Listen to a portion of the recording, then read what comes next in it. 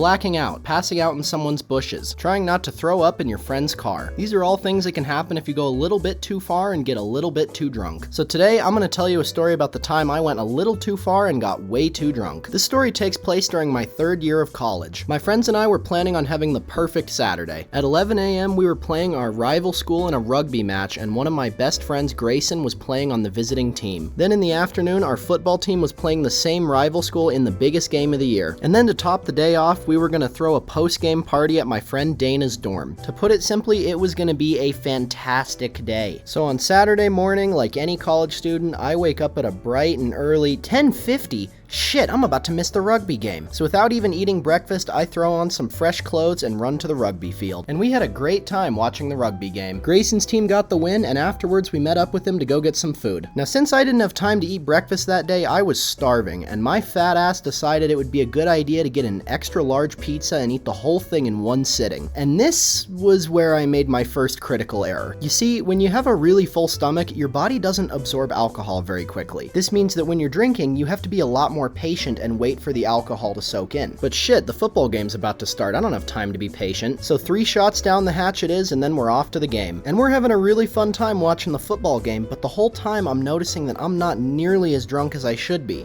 Well, maybe I just didn't drink enough. I'll fix that problem after the game. So we finish watching the game, and this time it's the home team that gets the W. And that means it's time for the best part of the day, the after party. So we go back to Dana's dorm and start drinking. And in my head, I thought that since 3 shots wasn't nearly enough before, I'll just take a bunch more. So I'm taking shots with everybody, and I'm not even waiting for them to kick in either. And this was where I made my second critical error. You have to wait and give the alcohol some time to do its thing. So about an hour and a half of this goes by, and I am really starting to feel it. And it's at this time that I start to think, wait, how much have I actually had to drink? Hey Dana, how much have I drank? You're not keeping track of it? No. Dude, that mixed drink in your hand has 3 shots alone, and you're on your second one. And that right there was my third and final critical error. Always keep track of how much you've had. So it's at this point that I stop having any more, but by now it's a little bit too late. I'm sitting on the couch and I can feel myself getting dizzy and sweaty, and my stomach starts to feel really...